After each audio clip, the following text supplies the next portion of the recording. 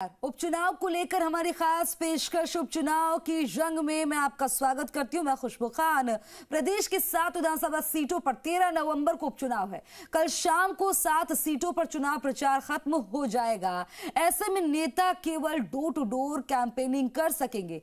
ऐसे में इन 7 सीटों पर कल धुआंधार प्रचार होगा और दोनों पार्टियों के प्रमुख नेता पूरी ताकत झोंकने का प्रयास करेंगे। तो चलिए शुरू करते हैं आज का ये सफर।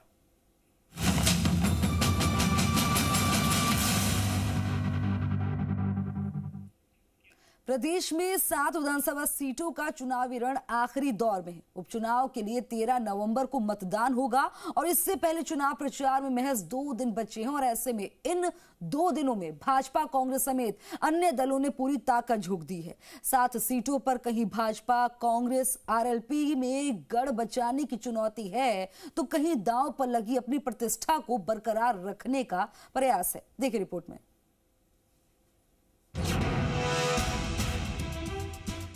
प्रदेश में 7 विधानसभा सीटों का चुनावी रण आखिरी दौर में है। उपचुनाव के लिए 13 नवंबर को मतदान होगा और इससे पहले चुनाव प्रचार में महज 2 दिन बचे हैं। वहीं 23 नवंबर को रिजल्ट आएगा। ऐसे में इन 2 दिनों में भाजपा, कांग्रेस समेत अन्य दलों ने पूरी ताकत झोंक दी है। 7 सीटों पर कहीं भाजपा, कांग्रेस, आरएलपी में गढ़ बचाने की चुनौती है तो कहीं दांव पर लगी अपनी प्रतिष्ठा को बरकरार रखने का प्रयास है। प्रदेश में 7 सीटों पर 13 नवंबर को चुनाव है, लेकिन इनका चुनावी गणित समझना आसान नहीं है। वजह इन 7 सीटों पर जातीय समीकरण के साथ साथ सियासी समीकरण भी अलग है। सत्ताधारी पार्टी होने के नाते भाजपा की तो प्रमुख रूप से साख दांव पर है, लेकिन कांग्रेस, आरएलपी और बीएपी के लिए भी अपनी जमीन बचाना किसी चुनौती से कम नहीं है। राज्य में भाजपा की सरकार बनने के बाद पहला चुनाव है जिससे मुख्यमंत्री भजनलाल शर्मा और भाजपा प्रदेश अध्यक्ष मदन राठौड़ के लिए ये पहली बड़ी सियासी परीक्षा है। वहीं कांग्रेस प्रदेश अध्यक्ष गोविंद सिंह डोटासरा और नेता प्रतिपक्ष टीकाराम जूली के लिए अपनी सीटें बचाना किसी चुनौती से कम नहीं है।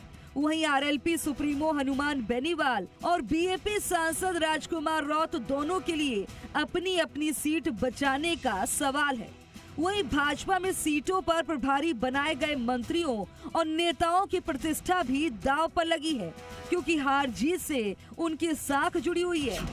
यही कारण है कि नेता पूरे जी जान से इन क्षेत्रों में लगे हुए हैं।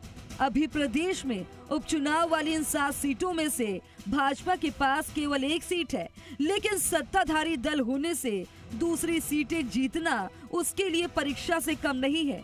अब देखने वाली बात होगी उपचुनाव का रण किसका बिगड़ेगा समीकरण। विष्णु शर्मा, जी मीडिया, जयपुर।